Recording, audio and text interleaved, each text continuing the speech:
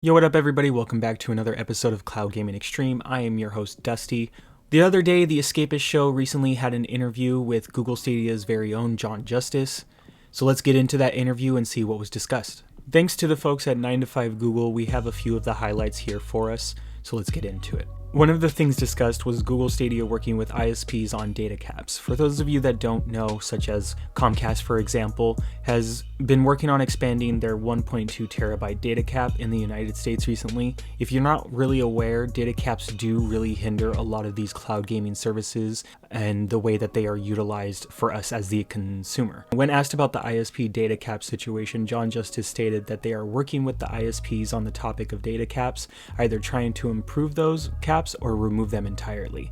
Now, of course, we don't really know what that means, but we'll just have to wait and see as time rolls on. One of the next things that was discussed is Android TV and the future of Google Stadia. We know that right now Google Stadia isn't really appearing on Android TV, which is kind of odd. And as well as those of you that own the Chromecast with Google TV, didn't really see Google Stadia added to that device and won't be coming until, 2021. It was noted by John Justice himself that playing Google Stadia via Android TV and specifically Shield TV is already a pretty popular place to use Stadia. When asked about Android TV and Shield TV, John stated, "A lot of people actually play on Shield TV who just sideloaded the Android app." He said that Google is focused on bringing Stadia broadly to as many TVs as possible, including a lot of work on the Android TV side of things.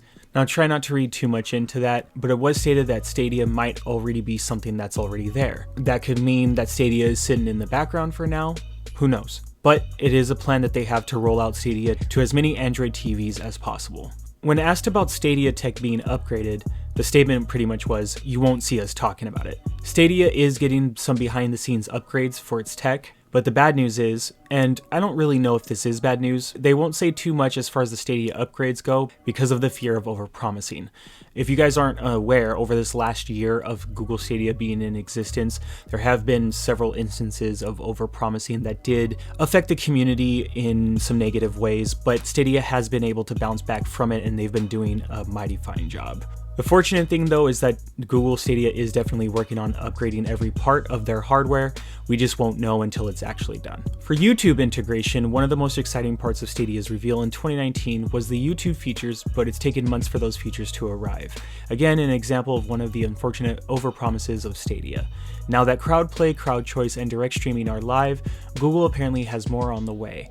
John Justice didn't share anything specific, but apparently we'll learn more next year. So we'll just have to wait until 2021, which is fine for me. We've been given a lot of things just in this month of December alone, so I'm okay with them taking their time. For those of you concerned about cross-save via Google Stadia, as to where you cannot play the games on another platform that are already purchased via Google Stadia, when asked about this, Google pretty much stated that they have nothing to announce, which obviously makes sense. Stadia sells games directly, and giving away a copy just because a player owns it elsewhere really wouldn't make sense for Google. Yes, cross-save is a great thing, but right now there are no plans for it, at least for the foreseeable future. But that can always change, so let's just give it some time.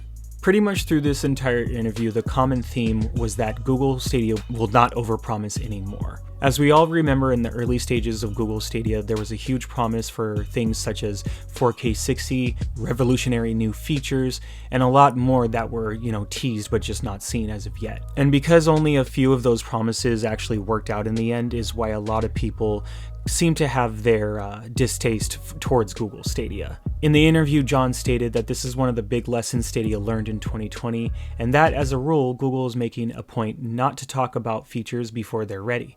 And that's something we've been seeing. Over the past few months, features like YouTube streaming, messaging, family sharing, redesigned UIs, and more have been noticed by the community long before Google made a formal announcement.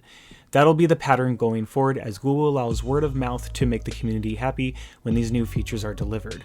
That may seem like an overcorrection for Stadia, but clearly the community isn't happy with Google's tendency to overpromise, or at least make promises too early. And just to go off of that, that is very true. I would say in the latter half of 2020, there have been quite a few things that were overpromised, several events that were overhyped, that really just didn't leave a good taste in people's mouths as far as Google Stadia. However, as an avid Stadia member, I will tell you that once those things happened, and I would say that the Good Stuff event was probably the last thing to happen for them to really open their eyes on the matter, Google Stadia has done a very good job at releasing content, releasing features, and despite some people's opinions, which are not wrong by the way, I would say were well timed. Yes, there were some features such as a new UI or Ubisoft Plus coming to the platform, or even direct streaming.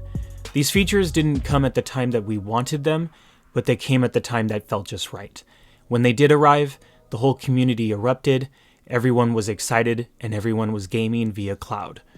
With the Premier Edition bundle, Google Stadia really made it a point to push out the platform to as many people as possible. And then with the Premier Edition bundle with Cyberpunk 2077, it seemed as if the platform just exploded.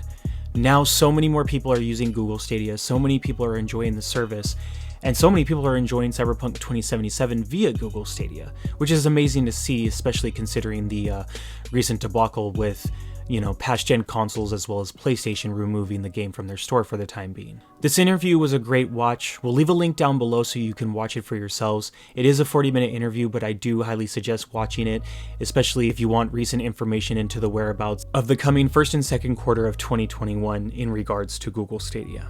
Well, that's all for now for this video. We hope you guys enjoyed it and had a great time listening in.